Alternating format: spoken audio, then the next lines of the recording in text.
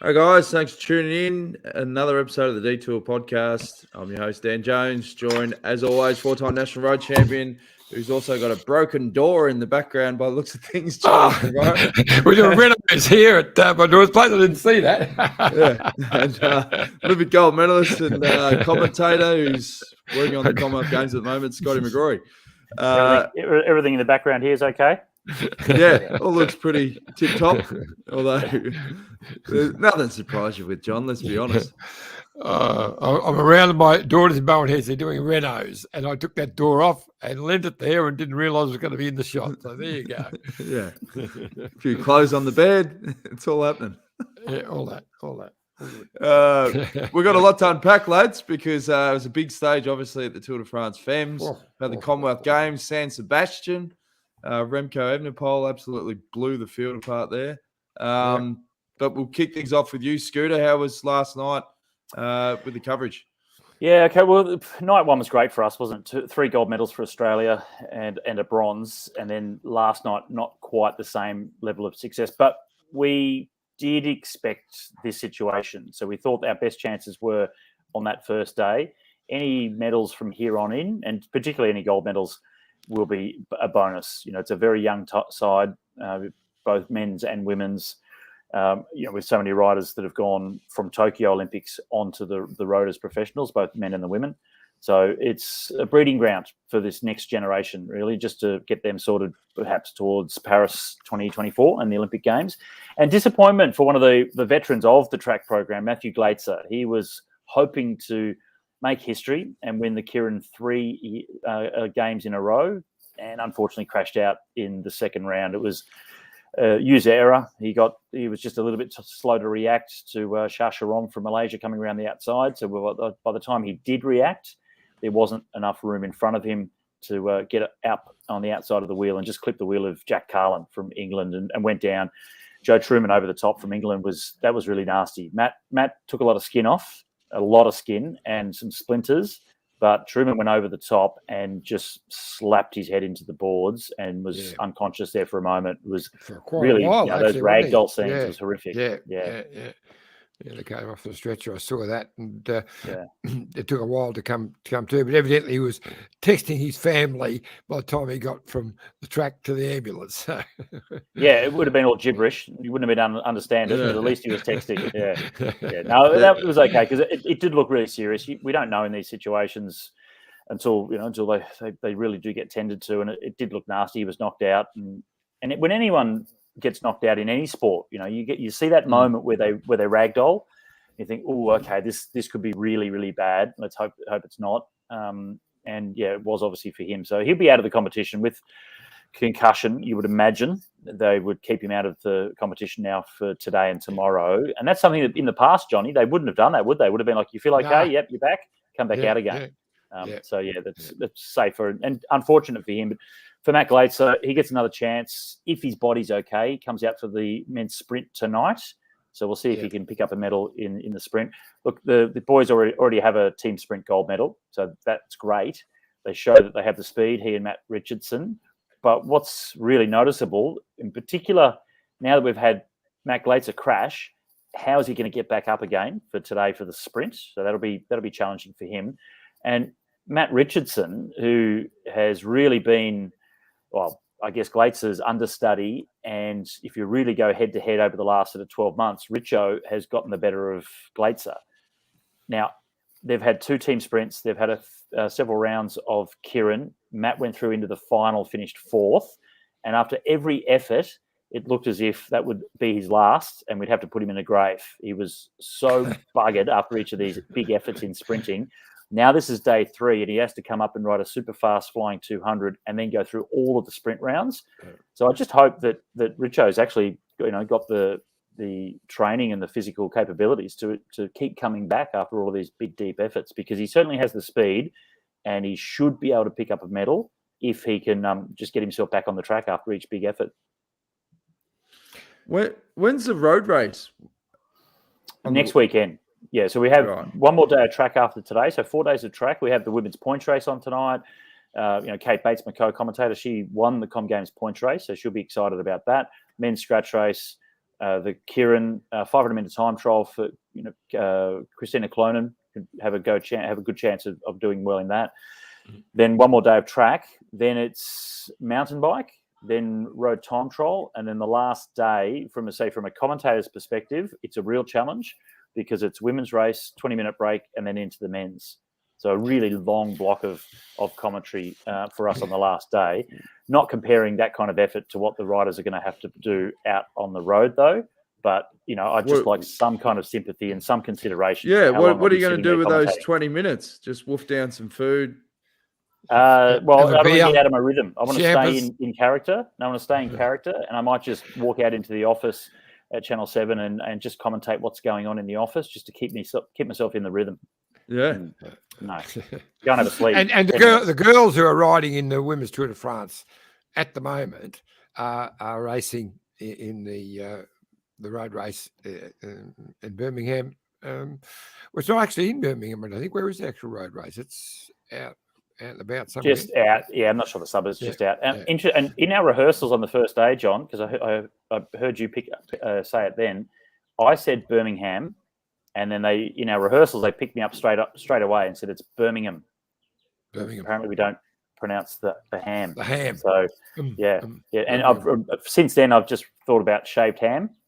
That was my little cue: is shaved ham. Don't say ham. All right, Birmingham. Okay. Okay.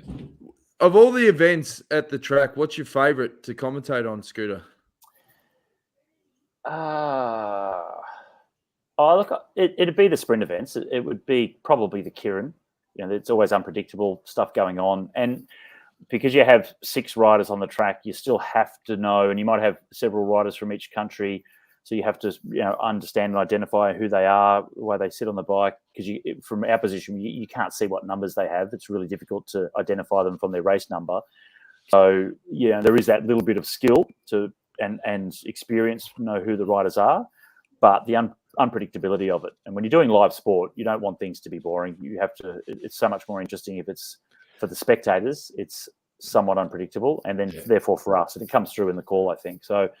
I'd say the Kieran, men's and women's Kierans for me are probably the most exciting. Now, of course, I'm biased towards the Madison, so I like the way it plays out over a long period of time. But in sheer excitement and enthusiasm, I think it's the Kieran, the way it's nice and slow to start with, until the bike comes off, and then there's this rush at the end. So you've got this anticipation, nerves, and build up before the final sprint. So I think that's enjoyable. The Channel 7 got a camera in the commentary box, because that's one thing SBS did well and got massive numbers when they had the reaction from the commentary box with what was happening on the road. I think they had over 1 million views for when Phillipson just made the time cut, and it was, the commentary box cut between the vision. Are they doing that this year? If not, they do. GoPro in there. They do have a camera, but it's mainly for the studio, just to see if we're in there or not before they try and talk to us. So they're not broadcasting anything from commentary boxes. That may be different. What?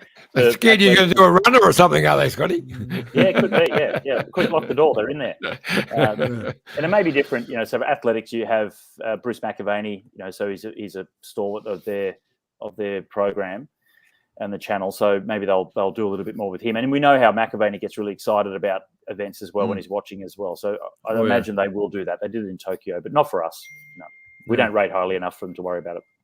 Oh, well, it was getting a good run on the replay during the day today, so they're all up and about around the track. Now, in other news, obviously, San Sebastián iffy, Remco Evenepoel, who had come under fire for a couple of years, was the hype too big on him? Was he going to live up to it? Jeez. Look out. Well, it's like a mirror image. This is how he started his career. He turned pro as a real youngster. I just turned my phone off. Mate, how many times does your phone go off during the show? Really? Very rarely. Click, really? I'll put it on silent or turn it off. Very rarely. I just did. Yeah, look, he started his career as a just 19 when he won this. Might have even only been 18. Back a couple of years ago, 3 years ago, I think it is. And now he's come out and done it again. And it was an amazing ride. He went like 45, nearly 50K to go, and just rode away. I mean, Simon Yates has got great form. Was with him just at the first start, but couldn't even hold him. And all the others just chased for the rest of the day. Yeah, here's the top 15. Georgie Bennett, 13th. Yeah, 4 minutes off the pace. Good ride. But there was a lot of DNFs I saw. Oh, well, we had some stars in there because your mate, the Pog, he was a DNF. He was up there early on, but Jai Hindley, Storer, Cam Worth, Michael Matthews, Valverde, big list of DNFs. Yeah. Well, it's that. It's that part of the season where they go, I missed a split. Bugger it. I'll just and because they do laps, they can just jump off and go to the bus. Yeah, it's that mainly, and also what their preparation, whether they need to do it for events coming up, or whether they're better to give it a miss. I don't know. A lot of these guys are doing. Evenepoel's doing the Vuelta, which would be wonderful to watch and to see, because there was all that talk at the Giro, and he just didn't come up. But his form's good now, so he'll be definitely one of the big favourites. Simon Yates is a big favourite. Roglic. It's going to be a great Vuelta. Would you say, Scooter, we're coming into some of the best eras for road cycling in terms of some of these names that are popping through? Like, you think of the battles we're going to be having at the likes of the Tour, and then you almost got two groups. Then you're going to have the ones that will be battling at the Giro and at the Vuelta. And the Worlds. The Worlds. Yeah, look, it's good, isn't it? It's such a young batch of riders. That's what's exciting, because we get to follow them for a long time now. Remco's one of those. Van der Poel, Wout van Aert, Poggy, Jai Hindley from the Giro as well. So we have a bunch of young guys that we get to follow through with for a good 10 to, and that's all about identifying, being able to identify with them. Cancellara's and Tom Boonan's, and Tom Boonan, when he first came along, he finished third in his first Paris-Roubaix, and then went on to win 4 times. So you get to follow their entire careers and get invested in them, and that's what makes it so exciting. And I think that's what we've gone into. There's been a changing of the guard. And there's so many young guys that have started to come through just these last couple of years that'll be around for a long time. So, I think it's a really exciting time. And look at the skills. It has shifted. Riders that used to learn for the first couple of years as pros, learn how to be a pro, they already come in at a young age knowing how to do it. They're so much better educated than the previous generation on nutrition, on training. They're empowered to know more about themselves and how to get the best out of themselves at 18, 19, 20. And that's quite exciting. I love it how John, we tell him to put his phone on silent. He goes, okay, I'll put it on silent. But then any chance he gets, he's still on the phone, like live broadcast. Mate, just put your phone away. Like, if I see your phone come out again, I'll just kick you off the studio because I've got the power. See? John's gone. I'll put him in timeout for 2 minutes. He's out. I'm done with this. If he's not going to step up the plate and get professional, that's it. We can just boot him. And the show will be a lot more polished. And how many eps have you done now? This is a 6th or 7th step. Yeah, heaps. Like, you're talking hundreds. So he's in timeout. But I think, do you think the emergence, Scooter, of these young superstars, do you think gone are the days where you'd have like an older or more experienced rider that, remember, you used to see they get these big fat contracts at the back end of their career? I think that's pretty much done. And you've seen with Peter Sagan, it hasn't worked for Total Energy, and he'd be on massive dollars. Chris Froome, why would you bother? You just go with young talent, look at the data and invest in them. Yeah, absolutely. I think it has really changed the landscape within the pros. And it does make it really tough for someone that might be, welcome back, John, 25, 26, 27, which was always a great age as a cyclist. And say if you've maybe a late starter to the sport and trying to come in, it really does make it tough. And if you talk to the young guys now in the under 23 ranks, they are super nervous. If they're not in the pro level, super nervous to get a result of some sort before the end of the under 23s to try and turn pro, because then they feel that it's too late. You turn 23 to 24, and a lot of them think that, well, that's it, their chance is over. And it's not necessarily the case, but that's just the way it's shifted at the moment. It may bounce back the other way. You may start getting a few 26, 27, pro-continental level riders that might step up to the World Tour and get some great success over the next couple of years, and it swings back. I don't think we're set for the next 15 years like this, only looking at the 19, 20-year-olds. I think you'll get a few older ones popping up as well. I hope so, at least anyway, because otherwise you're narrowing the field way too much. Yeah, I think it's two different roles. I think you'll see more of the older guys coming in for really good support roles, but it's those young kids that you can see that's where the class is going to come from. Annette Miller wants to know, do you think the young ones will still be riding when they are 35 plus? Yeah, well, okay, so that's a good question, because you're also getting, with the young guys, they haven't had that seasoned experience over a long period of time to see if they still are truly passionate about it and getting out of bed every morning. They'll get paid a lot of money because they're good, and they may think about having long careers because they're earning a lot. But it's your Valverde's, Geraint Thomas, these guys that have long careers, whether it's Cadell or Gero, is because they were truly in love with the process of being the best they can be. And they would have done it for no money. If it was purely an amateur sport, they would have still probably raced for as long as they did, because they just loved getting out of bed every morning and trying to prove that they were still as good as they were the year before. And we won't know. It'll be time will tell that with so many of these young guys coming in, how many of them will have longevity, truly because they may not have the absolute passion. They might have the talent and they're getting paid, but money won't make you motivated. It just doesn't. It might give you one season, but not 5, 6. You can tell the ones that loved it when they were racing, they're still fit after they retired, and it works in reverse. It's so true. Very true. Very, very. But that's true. also there's a culture change there as well that I've noticed, because my generation, a lot of guys just stopped riding. That's it, and got out of it. And I used to look at athletics and triathlon, and you look at the participants in those sports. Obviously, they do it because they like it, but it's also a lifestyle choice. You can't have an extra couple of kilos on your body and be a runner. It's just not possible. And it's pretty much the same with triathlon. So they had this health and fitness lifestyle choice, and they were in that particular sport. Whereas a lot of the professional riders of my generation, they did it because they liked it, and it was a job. Once the job was over, that's it, and they stopped. That seems to be changing now, with their understanding of nutrition and marginal gains and everything else. Riders like Christopher Froome, this new generation, he's older now, but around when he first came in, it was kind of from there where they started to think more like your triathletes and your athletics competitors. And it was more about a lifestyle, doing a sport, yes, getting paid, yes, but it's a lifestyle choice. So I think there'll be a larger percentage of athletes now from cycling that will stay fit after they stop racing compared to my generation.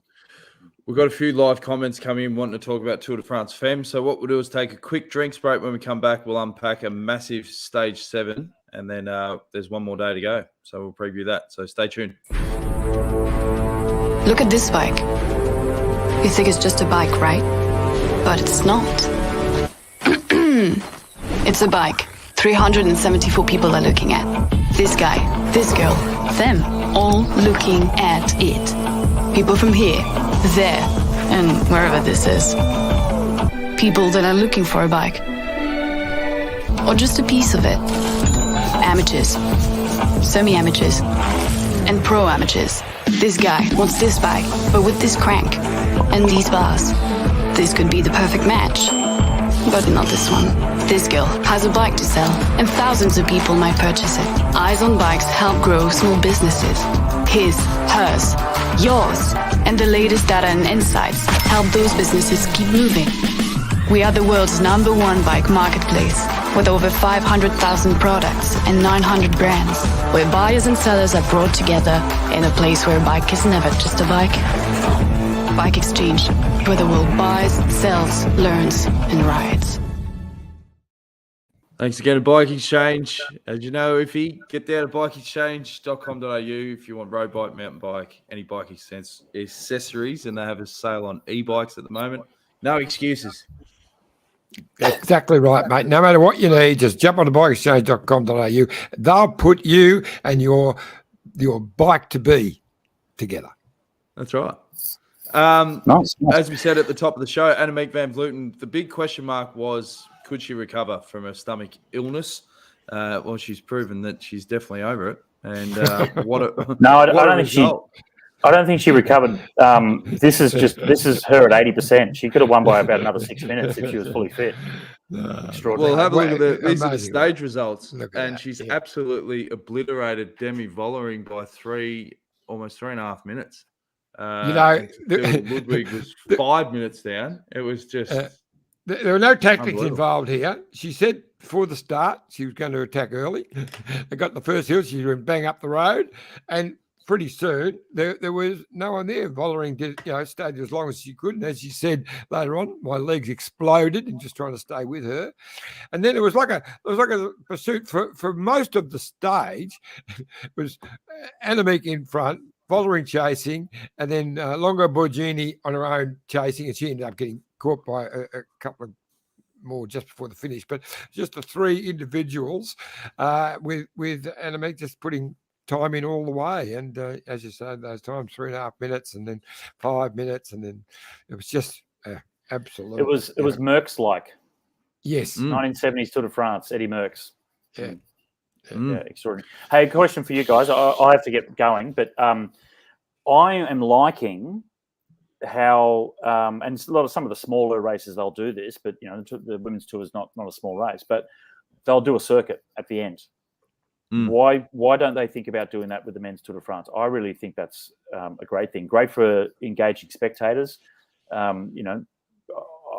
actually do. I like it. What do you think? Yep. Yeah, 100%. Circuits make sense. As you know, Scotty, they do it every now and again at the tour, and every time they do it, for us there, it's fantastic. You see so much more of the event, engages all the crowds. Remember that time, I think you were there with us, Scotty, when that guy won the sprint, hands in the air, and he got the bell, he had another lap. Yeah. Well, there's more opportunities to embarrass someone, so it should be good. And Dan and I have got great memories of being in Milan for the Giro and the circuit there. It gives the journalists opportunities to throw down a couple of pints as well. Yeah. We had to cut your question out to Cavendish. Interesting stage, but a win nonetheless. That was funny. No, but I've enjoyed that. I've really enjoyed that. And I guess there's also possibly they might have to think about where they strategically put the climbs in the women's race. You've got someone as dominant as Annemiek that can blow the field to pieces like that. Yeah, maybe it's a bit. I didn't agree with the gravel stage the other day either, and I'm into gravel. Too much of it. Yeah, too much of it. But there were when you look, there were boulders on the road. Yeah, the number of punches from that day was. Just it wasn't like Strada Bianca. Exactly right. It was it's ridiculous. It was over the top. And with all the investment we're putting into it, whether it's men's or women's racing, there's a lot of investment from people financially as well. Right. And it shouldn't be as random as that. No. And even the cobblestones for the men's race, I can debate that either way. From a spectator's perspective, I think it's great. But from the other side, I could see that it's maybe too much. But you get punches, but you didn't have as many as you would as we saw in the women's race. That gravel was way too gravelly. A couple of the changes that the girls did. I mean, with Cecilia, when she punched on there and did a change with her teammate, did the wheel change herself and got back on. That's pretty impressive. But what you're dead right, Scotty. And I was saying I'm not knocking this women's Tour de France. It's absolutely brilliant. The racing's been great. I'm not going to go on about the crashes because the guys have crashes as well. They did have a couple of spectacular ones, but that hasn't been the story. The story's been fantastic racing with the passion and enthusiasm from the women has been, so invigorating. But I felt for them. Some of those finishes were ridiculous. The sprint finish yesterday, there was about 4 corners in the last 300-something meters. It was round. You're asking for trouble. They got through it, but that was ridiculous. And there'd been some of the, a bit dangerous, some of these finishes for anyone. Got to think, a bit more care got to go into this, I think. Yeah, and we wouldn't. There was that little chicane a couple of days ago, just about 200 meters, 300 meters out, a little bit of a chicane. And we wouldn't have put that into our Herald Sun tours, mate. We would have said, no, there's potential for danger here. Yeah. Let's try and avoid it. And I don't think when we talk about the, crashes or whatever you want to talk about, or whatever discussion sort of pops up, it's not about, you don't talk about the comparison. It's not comparing the men's and the women's races. I think both can just be critiqued for what they are. You can critique the men and their crashes and the course and whether they have gravel or cobbles or not, and we can still critique the women's racing. What I'm noticing is if you say anything that maybe seemed critical, then you're sexist. But no, I'll critique the men just the same as I will the women. We're experts, we know our sport, and I think we shouldn't be silenced from saying that was a silly situation or that was a terrible course, or that rider made a mistake and caused a crash. Yeah. That they are just the facts, and I don't think we should be silenced from that. And on that, I might go and be very neutral in my commentary for Channel 7 at the Commonwealth Games tonight. We'll be listening, mate. Good luck. All right, mate. Thanks, guys. Call. Cheers, fellas. See you, Scotty. Scott McGrory. I've got live comments. Dan the Man 2807 says, can't think of a better thing to watch after 115k ride with 2,000 meters of elevation. That's solid. Wheel Wizard says, ASA missed a big opportunity to promote the Tour de France Femmes by not showing the first climb where the action started, Iffy. Yes, that's true. Yep. We had sort of the highlights showing through today, so we were spot on. Yeah, he said the racing was not too interesting, so I switched to San Sebastián live. We've got Graham Pond. Hi, Scott, Dan. Welcome back, Iffy. How well did Annemiek van Vleuten climb race last night? Impressive after sickness. Will Wizard also said Conador looks like he could race tomorrow. And Sam Allen says Conador does some massive training rides. Saw one the other week, was 260 odd K, averaging 36k an hour. He just loves it. Jan Boardman, Annemiek van Vleuten, because she's over there, was smiling when she came past the 2K from the top of the Grand Ballon. Awesome. What a ride. What a rider. Sam Allen, thanks for the support. Fan of the tour coverage. John Bodie says, we keep hearing kudos heaped on the winning young riders. Bernal, Roglic, expectations that they would dominate for a long time, yet more young ones, the Pog and now Vingegaard, come along and knock them off the pedestal. Why the tour dominance of the young riders, do you think, Johnny? Well, it's a good question that people have been trying to come to terms with, because in the past that wasn't the case. Bernal was probably the first of the real young riders. He was only 21 when he won his first tour. And then the Pog come along, and now Evenepoel, 18 turned pro and winning a classic just on his 19th birthday. And I think they're realising you've got to manage the guys differently. It was this theory that you needed to do your apprenticeship and so much. So now these guys have got the ability, and they're managing them better. Before they've learned so much, and nutrition. They've got data on workload and data. All that. Yeah, it's data. Yeah, that's it. And just back them off at the right time. I still believe you've got to be very careful with the younger ones. You give them too hard a program, and they take a long time to recover. But they know what they're doing now, and so it's big change. Tom Maloney says, so impressive to experience the joy, passion, knowledge, and meteoric rise of female participation in cycling in phases of the sport, whether it be riders, DS, or commentators. Bridie, Gracie, Tracy, he's a big fan. Jason Cruz, because we were talking about the course, live from the Maldives, he says, agree, John. The emotion at the finish is telling how much it means, and he agreed with Scotty. He's going to rant on about the Boulder stage for at least another week. And Sam Allen says it's so good to see the women's Tour de France. It's so much bigger than the single day race and has created a lot more excitement. Totally agree. Here was Annemiek van Vleuten after a victory on stage 7. Annemiek, you push yourself to the limit today, and now look at you. You have the yellow jersey. How does it feel? It's my favorite color. It's really today. Yeah, it's the best present after a really hard day to win, but then also to take this one. And you're going to have it on the bike tomorrow. Yeah, it will be special. Yeah, because I have to say that it's exceeding my expectations, the whole Tour de France Femmes. So many people are watching already from day one. I was thinking maybe on La Planche d'Arfil, but tomorrow, but every village and the Tour de France Femmes is really alive, and it's super cool to wear it tomorrow. And mainly tomorrow with a super hard finish. What's your mindset for tomorrow? You've got more than 3 minutes on Demi Vollering. Another day to be super focused. But yeah, I know that I don't need to be super scared for the climbs.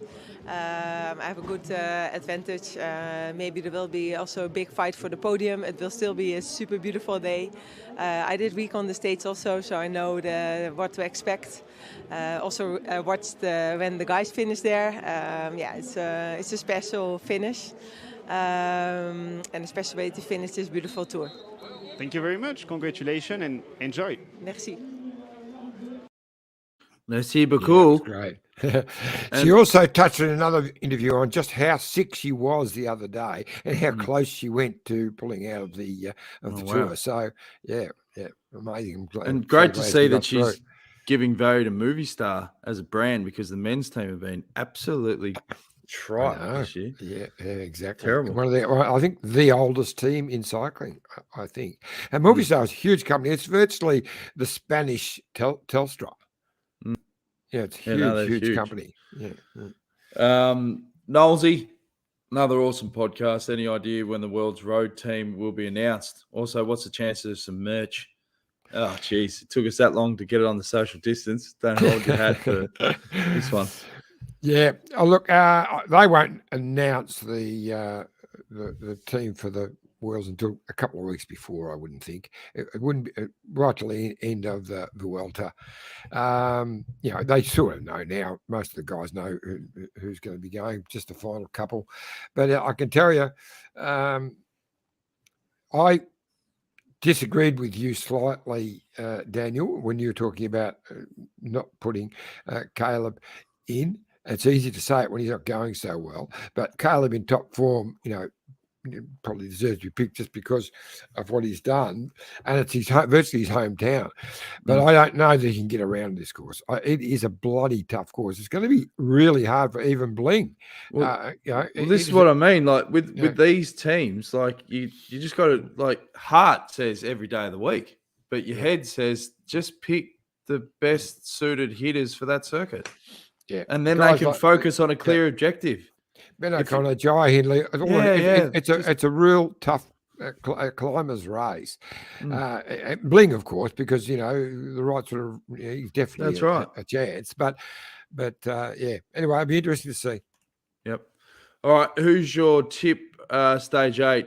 Annemiek said, she doesn't have to be worried as much with the time gaps, but she won't be letting anyone too close on GC going away. But do you think that provides an opportunity? Annemiek.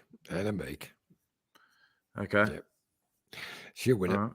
Yeah. There's no one there able to ride away from her. I mean, they couldn't even hold their wheel yesterday. Why will that change today?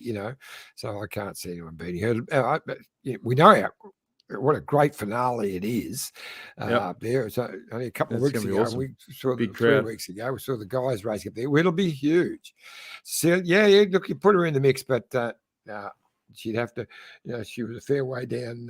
You got to read it out. 5 minutes. You got to say Ian Thomas, Cecilia, Cecily is how they say it, for stage 8. And hey, she's a good chance. She was third yesterday, and she's a great climber. But I was just thinking, if you're listening to this podcast, not watching it, and you hear you talking, and then you just go, she's all good. Like, you'd be going, what the hell are you talking about? Sorry, Dad.